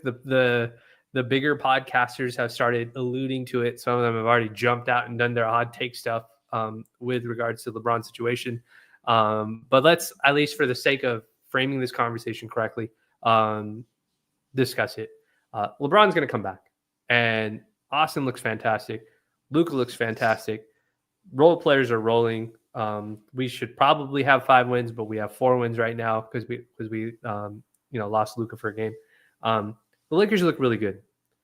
And there is this large conversation about what LeBron is going to, when LeBron eventually comes back, what is it going to look like? Now, nobody can predict what it's going to look like with any exact certainty, but people right now are going out of their way to predict what's going to happen. And the main thing that everybody wants to predict is that LeBron's going to show up and he's going to junk up all this beautiful motion and chemistry and whatever, not just chemistry, that's going on with the team, because LeBron is not some random role player. He is a star player. He's very capable of averaging 25, 5 and 5, 27, 5, 5, whatever his career averages are on 32 teams across the league. Doesn't matter where he is, he can average that. But at the same time, that involves the ball being in his hands to some degree. And we have seen success with Luka and Austin have the ball in their hands. So people are expecting that. I think the national conversation is going to be that. So that question comes to us. When LeBron comes back, if and when LeBron comes back, what's going to happen, Raj? What do you think there is? And if you want, I can answer first. If you want me to answer first, but go ahead. Let me hear where you think, how you think. My thing is this. This is my thing for anybody who is trying to push the Lakers have to get rid of LeBron James because Austin Reaves looks amazing and Luka Doncic is the star in the future and blah, blah, and the player extension, blah, blah. This is my thing. If you think LeBron is going to come in and just junk it all up, right? Just junk it all up as a fan or as a person who's watching the Lakers or investing in the Lakers anyway, then my thing to you is, what I would say to you is, you did not watch how LeBron scored all his buckets when those three were playing together last season. Because if you remember, or if you had watched how LeBron was scoring all of his points last season with an out of shape Luka and a lower strength profile Austin, he was getting a lot of his points off of transition buckets, off of good defensive stops, post ups, early post ups in the shot clock where he had a huge advantage on a smaller defender. There was probably about 15 points a game where LeBron was putting in zero effort at all outside of just, sealing off a defender or something like that, or running down in transition where he was scoring points. So there is this. So if you have the idea now, late game situation, it's different. I understand if there's concerns about how the late game situation goes. I think that's a valid conversation. But I think not only from a basketball perspective, I think this is gonna be the easiest it's ever been for LeBron. You and I were the ones who coined last year that LeBron is truly the bridge between Austin and Luka. We said that last season because he's the only guy who's capable, physically, mentally capable of doing it because he's such a smart guy, such a smart player. I don't think that changes this season. I think it's just going to be easier for him to get his points. I don't think he's interested in stepping out there. And I'll take it one step further. We always talk about the human behavior of basketball. I don't think LeBron is the type of guy who is going to be like, no, I need my points. No, I need my 30%, 40% usage times. I think he's very well looking at this and being like, yo, if I can just find a way to get to my numbers in between all of this, I'm Gucci. Like I just got to make it to the playoffs with these guys. Yeah. And I think that is what is going to happen with this when he returns. It's gonna look rusty, but I think that's what's gonna happen. You don't have to answer this long, but is that what you want to happen as well? Yeah, absolutely. Okay. I would want the 41-year-old player to go. Okay. I would want him to go and be like, I've got these two young guys that are doing a lot of the heavy lifting. Yeah. I don't need to kill myself. I really do need to make it to the playoffs healthy because I haven't made it to the playoffs healthy in a very, very long time. And again, he's 41. The groin issue has popped up multiple times. Now he gets knee issues every now and then. The refs aren't being good to him. Like he's getting, we have seen more and more egregious defense against LeBron. He's getting slapped in the face, slapped in the head, not getting foul calls from refs, point blank. So it's just like, I would like him to do that because I think in the long term, it'll be better for him, especially if he wants to continue playing basketball. If he's not done playing basketball, it'll be better for his health. And frankly, it's a smarter option, bro. I think personally for him, I think that's the way I would go about doing it. Yeah, there's a conversation of obviously there's two separate ones, right? There's I'm LeBron James. Like, what do you mean I'm gonna step back, right? And so there's that. And I'm put that to the side because that's something that's a venture that I can't really walk because I'm not there. I don't know. I'm there in the building, but I don't really know the conversation that's going on. Basketball wise, I think you're right. I think transition, he does get a lot of baskets. I think post seals, he gets a lot. But my question is in the half court, right? And so I think I posed this question offline to you and to others as well. There's not really a team in the league that starts 3 ball handlers that you could clearly, you can point to and go, he needs 30% usage. He needs 30% usage. Like the closest I think I came was Boston, which has Jaylen Brown, Jason Tatum. But after that, like Derek White kind of gets his through their offense. Again, I don't watch Boston as closely, and I'm kind of predicting in terms of how I see them play on national TV and things like that. But that's a very interesting combination because you're right. In transition, he got a bunch, but in the half court, a lot of LeBron shots were isolations. They were against switches, and so I do think Ayton helps this, and that's where I'm so fascinated in how Ayton's. We mentioned LeBron as the bridge between Austin and Luka. I think the Ayton's the bridge that allows all 3 of them to walk together. Absolutely. You know what I mean? So and so that's where like I'm super fascinated in the way that Ayton can open things up that Jackson just could not. And obviously when Dorian Finney-Smith was center, just could not because Dorian Finney-Smith has 0 roll threat. Like there's no one cares if Dorian Finney-Smith rolls to the point where he does not roll. He flips to the corner. And so it creates different gaps. We don't have to get into that. But that's where I'm super fascinated in where we saw against Memphis, right? As much as I think they're going to share the ball, I think Luka Doncic and Austin Reaves have some offensive equations they have to solve in terms of how do we optimize both of us, right? How do we have the best backcourt in the league, as I'm proposing, able to kind of both of them get their touches, and I think they'll figure that out. you throw LeBron into that, Vinay, it's a very interesting conversation where I don't even think this is a conscious decision. LeBron has been playing basketball. You just mentioned his age, 41. I think it's year 23 in the NBA. If I have Yeah, that, I believe yeah, it's his year 23rd season. 23. Yeah. And so that's not even counting the high school years where he was the best player on his team. He's the best Hmm. player on his team since he was 16, right? So he's been playing a style of basketball the same way for 30 years now, whatever it is. Hmm. Can't do math at the point, but you get the idea. I think it's very tough for a guy like that to go, even if this is consciously what he would like to do. I think Hmm. subconsciously, when a flow gets into a game where other team goes on a 6-0 run, and I'm not saying LeBron shouldn't have the ball, obviously, one of the best playmaker probably to ever touch a basketball, but I do find that like mesh of those three a very interesting thing where I think there's going to have to be some very like precise ways they do things, and Yeah. so I'm just interested in a way that looks. And again, I think logically, like you're right, it'd be the best for him to be like, okay, let me step back, let me let my backcourt cook, Yeah. and then I fill the gaps. Yeah. But that's not really how like basketball stars work. Like it's Yeah, it's human behavior. Like if he thinks right, he's the guy, even when he comes back, then he might try to exercise his feelings on being the guy when it comes to it. I think there is going to be some part of this where the coaching staff, specifically JJ Redick, is going to have to find ways to carve out times for LeBron to be the guy. And sure, again, we have complementary stars like Luka.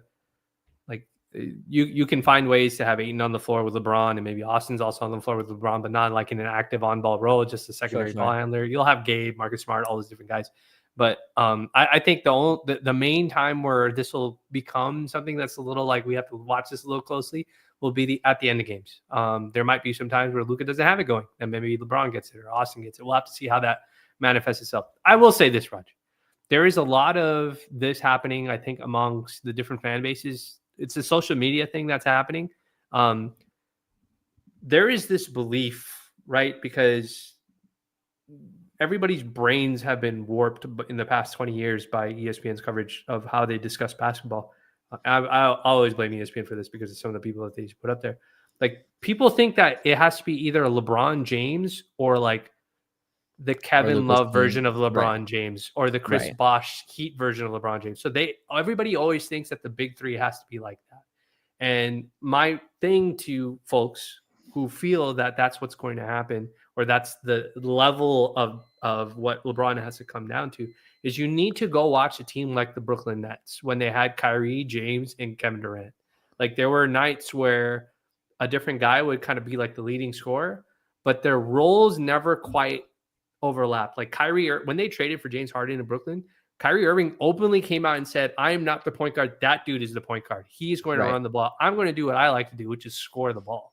And Kevin Durant is an off ball spacer guy. Now, that worked out really well because James, at least until injuries and COVID and all that stuff happened, because James is an on ball creator. I'm going to dribble the ball out, the air out of this and find somebody open. Kyrie's like, give it to me.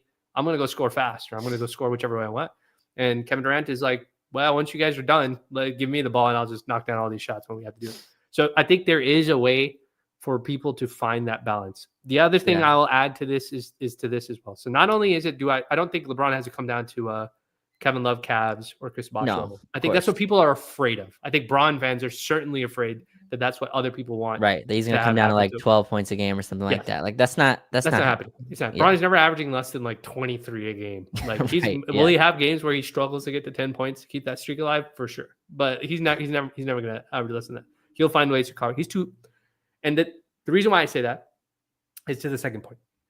They're too smart. Austin, Luka, and LeBron are high IQ. Your stars are not dumb IQ, talented basketball players, right? This is not. Actually, I won't give names because I don't want to insult the player. But these guys are all very high IQ players. They're acutely aware of this guy's got it going on in the first quarter. Like it is very clear to the start of every Laker game. Luka's going to shoot the ball like 15 times, bro. He's going to take every shot in the first quarter. And see So how hot he is. Yeah. yeah. And so I wouldn't be shocked if when LeBron comes back, he's not hyper aggressive in the first quarters. He's waiting for the second shift where he kind of gets more on ball for him to be more aggressive. So there is some of that. Like if you have guys that are not only great basketball players, They have the ability to score. They have the ability to create. 3 guys who can do it at an elite level or above average level. But then you also have guys that are really smart and understand that each one of them can do it. It's just finding the balance. So I think that does fall into Laker favor. And I think that's something that helps out LeBron. No doubt. And again, I think Austin's jump makes this again just super interesting. Like I think obviously Luka already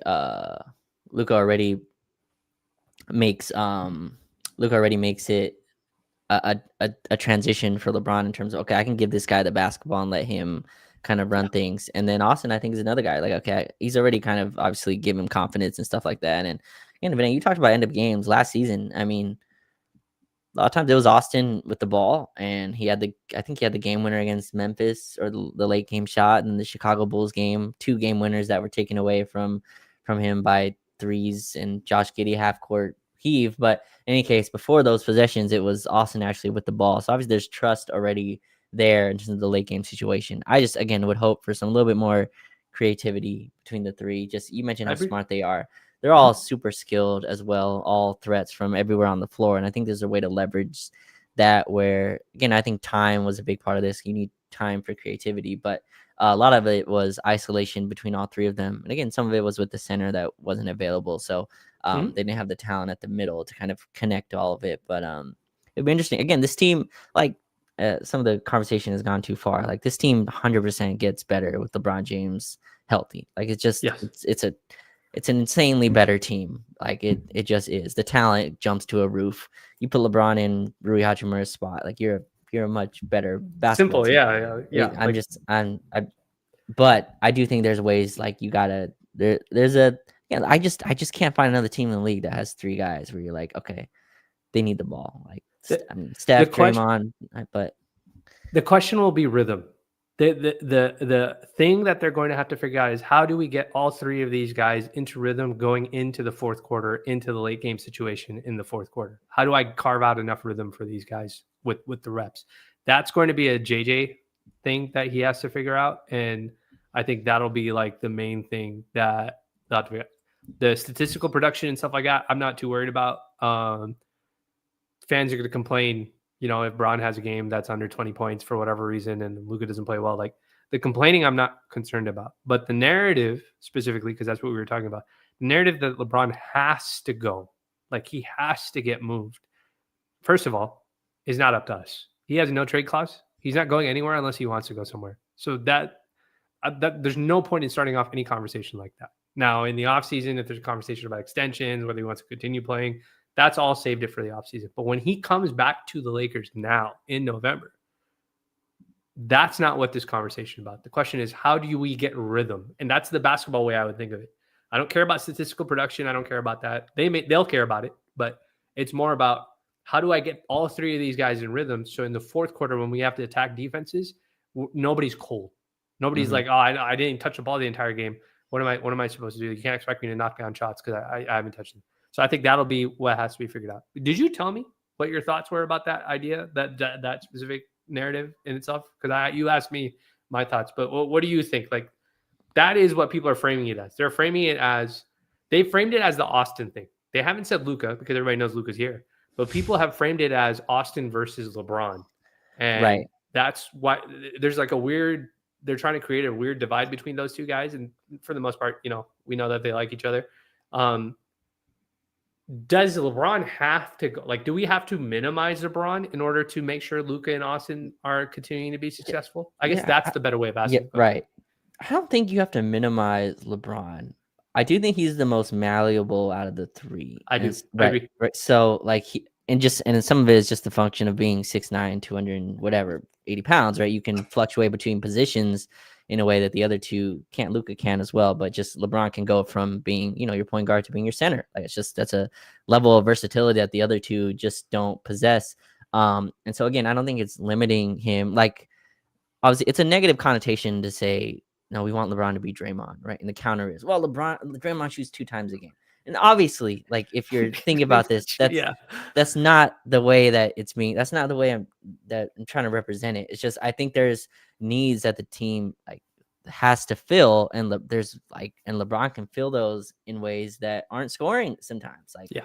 he could be a monster defensive player, right? And that's to me not minimizing him. It's just this is stuff that he can do while also, like he's talked about openly, like bringing the ball up, which looks very mundane from the outside, It's actually taxing. is taxing, Yeah. right? Because teams have learned we're gonna ball pressure the 41-year-old. Like LeBron's not just gonna bring it up against us. We're putting a young athletic dude and saying pressure LeBron 94 feet while he brings it up. And so just like alleviating him of some of these offensive responsibilities where he's not in charge of Rui getting 8 shots a game. He's not in charge of Laravia getting 4 shots a game. He's not in charge of Aiden getting shot. Like he doesn't have to be in charge Yeah. of that. Before he did, right? On LeBron and AD team, it's LeBron's job. Obviously, before Austin took his leap as well, but it was LeBron's job to make sure KCP gets 8 shots. It was LeBron's job to make sure Kuzma gets his shot. But now he has 2 guys that can alleviate all of that, that can break down the defense, and LeBron can attack an already compromised one. And to me, that's not like obviously in the playoffs, you're gonna need LeBron to be LeBron. Like you're gonna need that. But I think in the regular season, there's a way to implement him where he can kind of allow those two to carry for the season and then work in. Again, 41 is just unprecedented to be this good and to have this much responsibility. Yeah. I just think it's interesting. Again, the conversation sways away from basketball so far online that it's tough to have these type of back and forths. But it's super interesting, and I would have loved like 1 or 2 exhibition games to kind of work out some of the just work out some of the kinks of it, right? And of stuff that's gonna have to be worked out. Like it's at this point, LeBron's gonna meet DeAndre Ayton on the floor, obviously, for the first time in mid-November versus you'd have loved to seen it a couple weeks ago. But in any case, Vinay, it'd be interesting. Lakers have just never shortage of stories. And by the way, no ramp up for LeBron, I don't think. Like he's not going to come into games with a minutes restriction. Like because you remember he's like, as silly as it sounds, that 10-point streak is still a thing. So he's not going to come back to the Lakers and be like, "Oh, I'm only playing 15 minutes tonight. I'm only playing 20 minutes tonight." Like because that stuff counts against him technically for that streak. And I'm not saying the streak is the most important thing, but those kind of small things you just want to, I'm sure the Lakers want him to continue to have that streak too as well. So I think when he comes back, obviously he's going to be rusty, but he's going to come back 30 minutes a game. Like when he feels comfortable that I can go for 30 minutes a game, like that's when he's going to come back. And then that's when he's going to start. So my thing is online, there's like people are going to think in binary ways. They're going to think either LeBron is MVP LeBron or he's Chris Bosh, Miami Heat, or Kevin Love, Cavs. And I think that is how these conversations are being framed by people who aren't very serious or invested in the Lakers as a team. They're just invested in whatever the engagement they're going to get from that. And then the other part of this is I think people are framing this as Austin versus LeBron, and they don't overlap. They overlap in ability, but they don't overlap in position. They don't overlap in terms of like what they can do. They just have the same skills, but they're complementary skills. They're not like they're not in any other respect. So I think that if you think about it from a basketball level, purely basketball level, this can all fit. Some guys might have to get benched and some lineups may have to get adjusted. We'll see how JJ figures all that stuff out. But the number one question, and I don't think I've heard anybody else say this, so I'm sure after this we'll hear it. The number one question and the number one task for JJ when LeBron James comes back, and for LeBron James and Luka and Austin, for everybody on that team, is the rhythm question.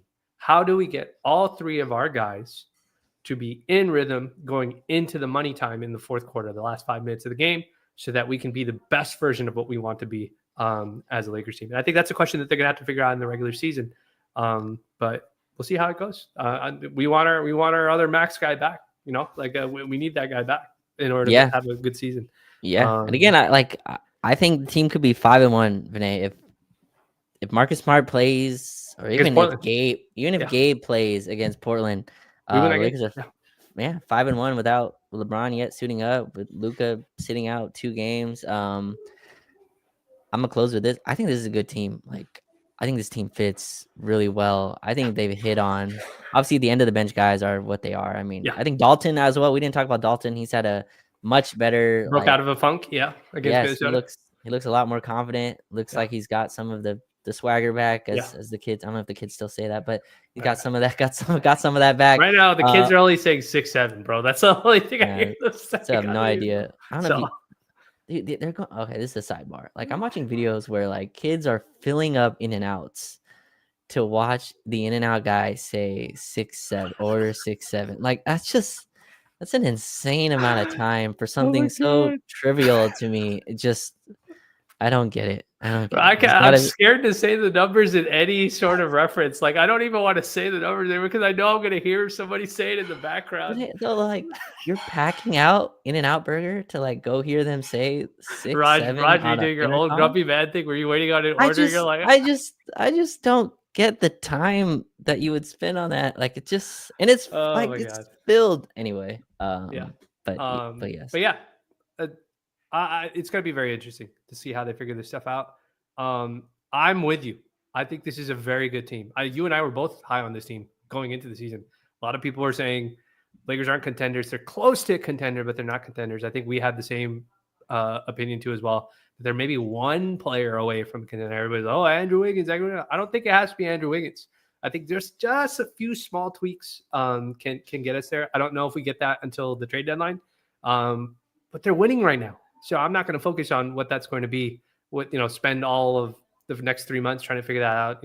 Unless the circumstances change. But I think this is a good team. I think they have a really great offensive baseline, and they're figuring out what their defensive baseline is, and it's definitely better than it was last season. I think the roster has improved. You're seeing a better version of the roster because this roster, if it was as bad as people think it was last season, we would have lost way more games. We wouldn't be 4-2. We would be like 1-5 right now. And so I think it's a good team. It's going to be interesting to see how it goes, and I hope they continue to kind of keep rolling until LeBron comes back and we add him, and things continue rolling from there too as well. Roger, any other last thoughts? Yeah, I guess Adu got assigned to the South Bay. I always mention this. South Bay is a good time if you want to come see very affordable basketball, and it's in the Lakers practice facility. If you haven't been there, it's a beautiful place to come and just sit and enjoy a game if you're near the LA area. Their first game is November 8th, in about a week from today. So maybe close another piece. Who knows what he looks like? Be interesting. The Lakers were high on. Haven't got to look at it yet, but level of athleticism that I think the Lakers could use, level of juice and pop that could be helpful. We're seeing rookies, Vinay, just pop. I mean, VJ Edgecombe is leading my favorite guy from the draft. Yeah, leading the Sixers somehow, and Cedric Coward we just saw last night with Memphis. So rookies have real impact, and so that's kind of exciting about Adu as well. But this is good. Excited. Lakers play tomorrow against Miami, and the season rolls on. Yeah. Season rolls on. Miami will be a good test. They're a team that always finds ways to give us problems. So I'll be very curious to see how we play against them too as well. Folks, this was a very long pod. Rightfully deserved. Me and Roger have been we have had mixed schedules for a little while. And so we haven't been able to jump on. So we want to make sure we try to hit on everything we possibly could because we're going to have some mixed schedules coming up again. And so I'll be in and out of town for like the next weekish or so. So, obviously we'll try and schedule some time to jump on the pod as things come or as news comes and whatnot. But if you want to be part of the conversation outside of just these pods or these streams, you can always join the Detailers Club on YouTube. It's a way of supporting the pod. When you do that, you'll be added to the Lakers Detail Discord. That's where we have more of our like daily conversations as stuff comes up when news breaks. I have the conversations in there. It's a perk for people who support the pod. It's also because it's like less noisy because there's always so much stuff on social media nowadays, especially regarding the Lakers and whatever drama is being drummed up. So if you'd like this support and you like the content, you could always do that. Sign up for the Detailers Club through YouTube. And then let me know and I'll add you to the Discord and you can join the rest of the folks that are on there as well. But as always, folks, we appreciate everybody that was able to join, whether you watch this during the day or in the evening. I'll make sure I get this up on all the podcast streams. Raj and I will definitely be rooting for the Dodgers to close it out and go back to back. So hopefully they do that too as well. But if nothing else, we hope you have a wonderful day and you have a wonderful weekend. And if nothing else, we'll see you in the next one. Take it easy. Peace.